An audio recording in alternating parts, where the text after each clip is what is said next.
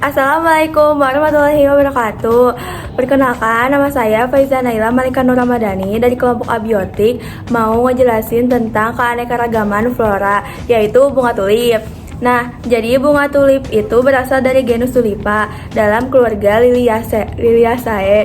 Nah, asal-usulnya tuh tulip berasal dari Asia Tengah, kemudian menyebar ke Persia. Terus habis itu ke Eropa pada abad ke-16 sama ke Belanda, kemudian menjadi negara yang paling terkenal dengan budidaya tulip hingga sekarang. Nah, penemunya tuh bunga tulip pertama kali diperkenalkan ke Eropa oleh Carolus Sulcius. Nah, seorang botanis asal Belanda pada tahun 1593. Terus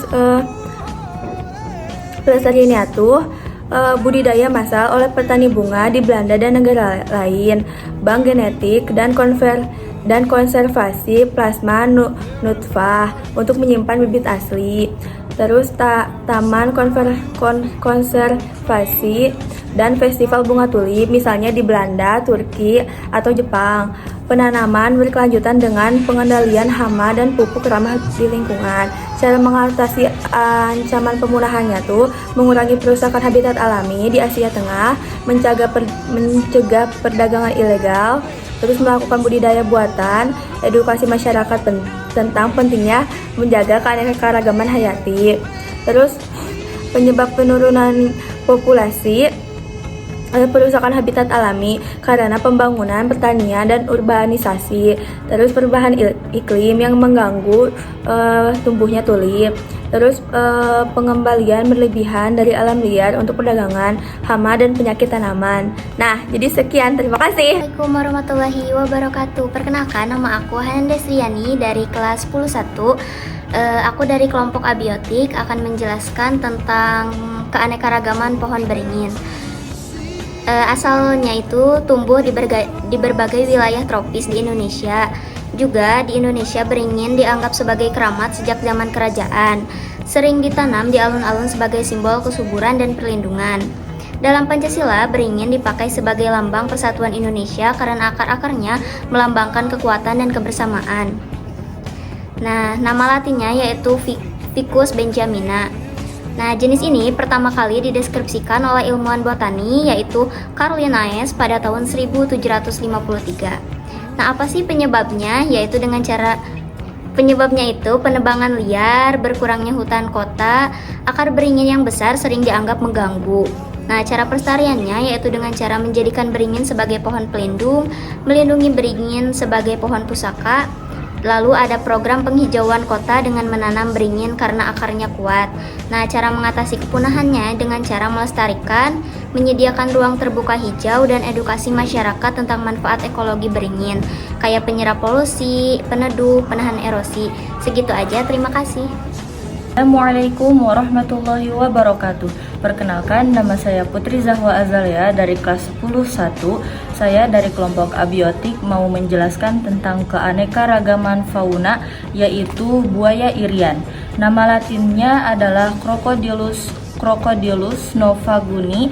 Asal atau sebarannya itu ditemukan di Papua Indonesia, Papua Nugini, dan beberapa pulau kecil di sekitarnya. Spesies ini endemik New Guinea. Penemunya pertama kali dideskripsikan tahun 1928 oleh ahli zoologi asal Australia, yaitu Carl Peterson Smith.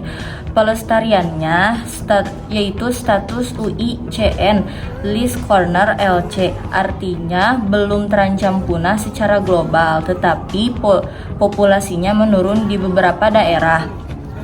Terdapat penangkaran buaya di Papua serta program konservasi oleh pemerintah dan LSM. Penyebab penurunan populasinya yaitu perburuan liar untuk kulit dan daging, kerusakan habitat, sungai, rawa, hutan bakau, konflik dengan manusia. Buaya dibunuh karena dianggap berbahaya. Cara mengatasi ancaman kepunahannya yaitu menegakkan larangan perburuan liar serta perdagangan ilegal, melindungi habitat alaminya, mengembangkan penangkaran buaya untuk memenuhi kebutuhan komersial tanpa merusak populasi liar, memberikan edukasi kepada masyarakat lokal tentang pentingnya konservasi dan cara hidup berdampingan dengan buaya. Sekian dari saya. Assalamualaikum. Assalamualaikum warahmatullahi wabarakatuh. Perkenalkan, nama saya Faira Aulia Ramadhani MS dari kelas 10-1. Saya akan menjelaskan tentang keragaman hayati, yaitu tentang bunga matahari. Nah, jadi nama latin bunga matahari itu Helianthus annus. Nah, asalnya itu berasal dari Amerika Utara, yaitu Meksiko, Amerika Serikat bagian barat daya, lalu dibudidayakan oleh suku Indian sebagai sumber makanan, yaitu biji dan minyak. Penemunya bukan hanya satu orang penemu, melainkan pertama kali dibudidayakan oleh suku India sekitar 3000 tahun yang lalu. Kemudian diperkenalkan ke Eropa pada abad ke-16 oleh penjelajah Spanyol. Pelestariannya yaitu menanam di kebun botani, taman atau lahan pertanian, mengoleksi dan menyimpan biji sebagai bank benih. Cara mengatasi pemunahannya yaitu menjaga habitat asli, mengurangi penggunaan pestisida berlebihan, budidaya massal oleh petani. Penyebab penurunan populasi, ahli fungsi lahan, pertanian jadi industri atau perumahan, penggunaan pestisida berlebihan yang merusak tanaman dan serangga penyerbuk. Sekian dari aku. Wabarakatuh. Perkenalkan, nama saya Elvira Nuri Zulianti dari kelas 10-1 dari kelompok abiotik. Di sini aku akan mempresentasikan mengenai keanekaragaman hayati flora yang ada di Indonesia, yaitu anggrek hitam. Anggrek hitam nama latinnya yaitu Calogin pandurata. Adalah anggrek endemik Kalimantan yang pertama kali dideskripsikan oleh John Lainey pada tahun 1853. Juga ditemukan di Sumatera dan Sarawak. Populasinya menurun akibat deforestasi, pengambilan berlebihan untuk perdagangan, dan perubahan iklim. Upaya pelestarian dilakukan dengan melindungi habitat, memperbanyak melalui kultur jaringan atau kebun raya, menegakkan aturan perdagangan, serta melibatkan masyarakat dalam menjaga kelestariannya. Sekian dari aku. Assalamualaikum warahmatullahi wabarakatuh. Assalamualaikum warahmatullahi wabarakatuh. Perkenalkan, nama saya Siti Nurjakia dari kelas 10-1 dari kelompok abiotik. Di sini saya akan menjelaskan tentang keanekaragaman hayati flora, yaitu bunga teratai. Nama latin bunga teratai Nelumbo nucifera, sering disebut juga lotus suci di Asia. Asal teratai tumbuh alami di wilayah tropis, subtropis Asia hingga Australia. Di sini penemunya tidak ada penemu tunggal karena teratai sudah dikenal sejak ribuan lalu. Di Mesir kuno dan India, teratai bahkan dianggap suci dan banyak digambarkan dalam seni dan kepercayaan. Pelestarian menanamkan teratai di kolam rawa atau tanam air.